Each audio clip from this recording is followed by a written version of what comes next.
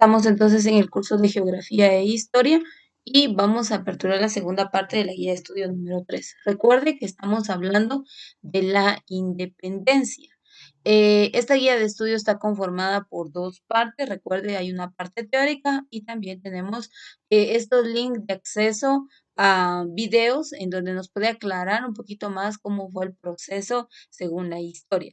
Algo muy importante es que, como les decía en la clase anterior, nosotros siempre hacemos referencia a lo que es el proceso de independencia y siempre se le hace como énfasis, fiesta y relevancia a un 15 de septiembre y se hace memoria del año 1821. Sin embargo, pues la historia nos confronta, ¿verdad? Y nos afirma que la verdadera independencia de nuestro país, es decir, de Guatemala, se dio un 21 de marzo de 1847.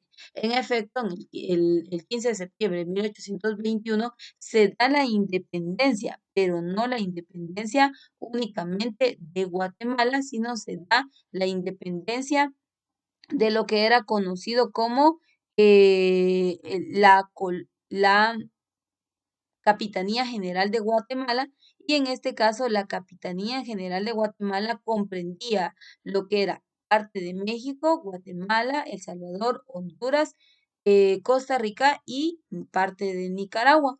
Pero el 15 de septiembre de 1821 se rompe ese vínculo de estas colonias españolas, y esto pasa a tener otro nombre, ¿verdad? Entonces, las causas de las cuales propiciaron al proceso de independencia, pues fue el maltrato y el abuso que tenía la corona española hacia el indígena, el abuso de la autoridad, el racismo y la discriminación, ya que solo el español y el criollo gozaban de esos beneficios y el indígena pues era sometido totalmente a trabajo forzado, a esclavitud. Se cayó en un proceso de escasez muy grande en Guatemala, trabajo de sol a sol y no tenían ningún pago, no era gratificado su trabajo. Entonces, todos esos, claro que pasaron muchos años para que se diera este proceso de independencia. Y esto inicia con la independencia de México cuando ellos empiezan a desligarse de la corona española en el año 1815. A México se le da su independencia total en el año 1823. Em, los, la inestabilidad que estaba sufriendo la corona española, de igual manera, fue otra de las causas que motivó e incentivó a la independencia. Se creía que España no iba a poder mantener el régimen o la organización política social de lo que eran las colonias españolas. La abolición de trabajos forzados de los indígenas también fue otra causa que incentivó aún más a la independencia. Los tratos especiales que gozaban los sacerdotes y militares, así como les decía, solo por el hecho de tener el tono de tez o el color de tez claro, pues ya ellos tenían privilegios y los indígenas pues cada vez estaban siendo sometidos a esclavitud. En el año 1821, los mexicanos declararon la independencia de España, constituyéndose en República Federal. En 1821 se rompe el vínculo de la Capitanía General de Guatemala, que abarcaba toda América Central. Y si nosotros hacemos una evaluación de América Central, pues sabemos que es Guatemala, El Salvador, Honduras y Costa Rica. Entonces, en este caso, Costa Rica y Nicaragua, en este caso, sabemos que Belice, si bien es cierto, antes era parte de Guatemala, era un departamento de Guatemala, pero pues luego se dio la independencia de Belice, que también vamos a ir viendo, ahorita estamos viendo una cronología o una línea de tiempo respecto a los acontecimientos que se fueron dando. Ya vamos a llegar al año en donde se da la independencia de Belice y vamos a ver cuáles fueron las causas, que incluso pues hoy en día aún se ha sometido al diferendo territorial Guatemala y Belice. Pero en ese entonces, ahora no menciono Belice, porque en ese entonces Belice era departamento de Guatemala.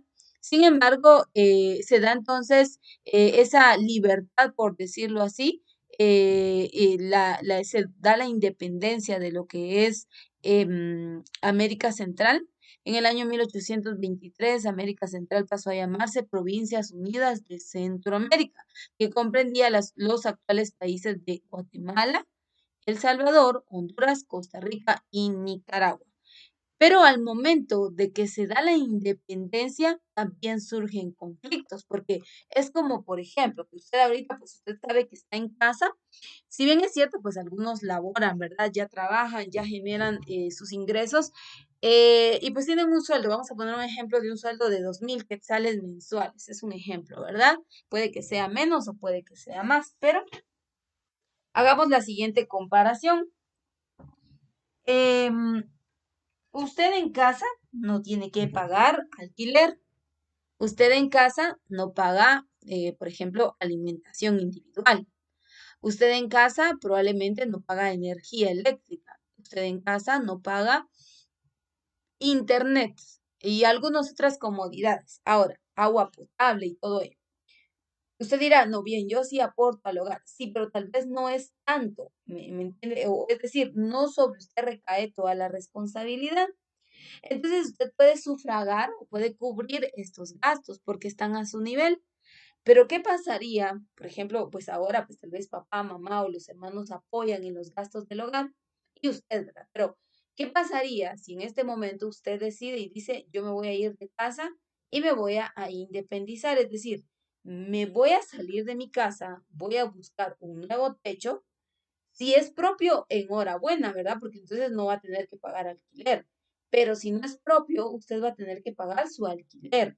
Bueno, paga su alquiler, aparte de pagar su alquiler, pues también pues tiene que cubrir gastos de alimentación, gastos de vestuario, gastos de energía eléctrica, de agua potable, gastos de internet y entonces el ingreso o el capital que usted tenía para sufragar ciertos gastos ahora se excede a sus ingresos de tener que, usted únicamente tenía un ingreso de 2.000 quetzales y ahora pues con todo ello tiene que pagar 4.000 quetzales. Usted dice, bueno, ¿y de dónde pago los otros 2.000?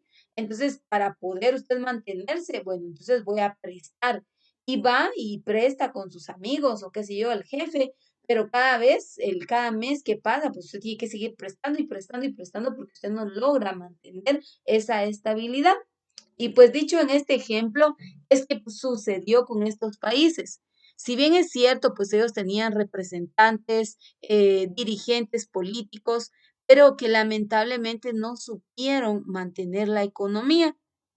Y esto llevó a una situación económica un tanto precaria y cae a lo mismo. Guatemala lamentablemente siempre ha estado en donde ha habido pobreza, en donde ha habido mucha hambruna, las áreas rurales han sido muy, muy afectadas. Entonces caen a eso, en donde tuvieron que solicitar a extranjeros, a gobiernos, a banqueros europeos que les prestaran. Y entonces vienen los europeos, los extranjeros que invierten en el país, claro, lo hacen con todo gusto, pero empiezan a, una vez más aquí cae bajo presión la población guatemalteca. Se desligaron de los españoles, pero caen en manos de otros. Entonces los nuevos dirigentes, los nuevos inversionistas europeos empiezan a tomar dominio y posesión de las tierras y los recursos que Guatemala tenía. Y tal es el caso de Estados Unidos, que empezó a ganar terreno en Guatemala. Y entonces Guatemala deja de tener esa dependencia por parte de España y ahora pues la empieza a tener por parte de Estados Unidos y se empieza a dar la inversión de la industria en nuestro país, pero ahora con nuevos dirigentes. Se dan conflictos entre la capitanía y las provincias. Y algo muy importante es que recordemos, antes de la independencia, España o la corona tenía dominio desde parte de México, Chiapas, Yucatán, Campeche, tenía dominio de esas tierras, Guatemala, El Salvador, Honduras, Costa Rica y Nicaragua, toda esa zona, pero el centro de toda esa área geográficamente hablando era Guatemala. Y específicamente la capital pues fue fundada en la antigua Guatemala. Este es otro tema que ya hablamos de las capitales de nuestro país. Entonces viene y ellos dicen, no, es que nosotros no queremos de igual manera tener un centro y que sea, que esté en Guatemala, y ahí estaba la capital. Entonces, se da ese descontento y conflicto entre la capital y las provincias. La capital estaba en Guatemala y las provincias respondían a El Salvador, Honduras, Costa Rica y Nicaragua, pero ninguno de ellos quería que el centro fuera Guatemala. Entonces empiezan a haber esos conflictos, esas guerras entre los pobladores, entre los nuevos políticos que se levantaron, y estas problemáticas también se van sumando a que se diera la independencia de cada uno de estos países. Otro punto también es que antes, los españoles, al momento de crear un sistema, ellos establecieron la capital en el centro, que era Guatemala, y las vías de acceso, tramos carreteros y rutas fueron muy pequeñas, en el sentido de que eran pocas, o sea, no habían tantas como hoy en día. Entonces, el acceso a la capital era muy limitado por parte de las provincias hacia la capital. Entonces ellos dicen, bueno, no nos trae cuenta, por decírselo así, ya no queremos viajar para el centro, queremos tener nuestro propio centro, y entonces se empieza a dar el aislamiento geográfico, es decir, que se empiezan a dividir geográficamente, empiezan a repartirse tierras, y entonces así es como se va conformando Guatemala como país libre, soberano, independiente, El Salvador, Honduras, Costa Rica y Nicaragua. Y eso es lo que nos dice la historia hasta el momento, pero hagamos referencia.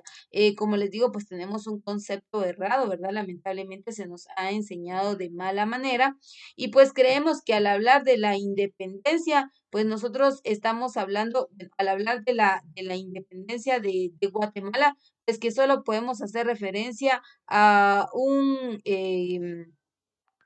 15 de septiembre de 1821, cuando en realidad, pues la historia nos enmarca y nos da a conocer, otra situación, ¿verdad? Que no es como la que nosotros pues hemos creído hasta la actualidad.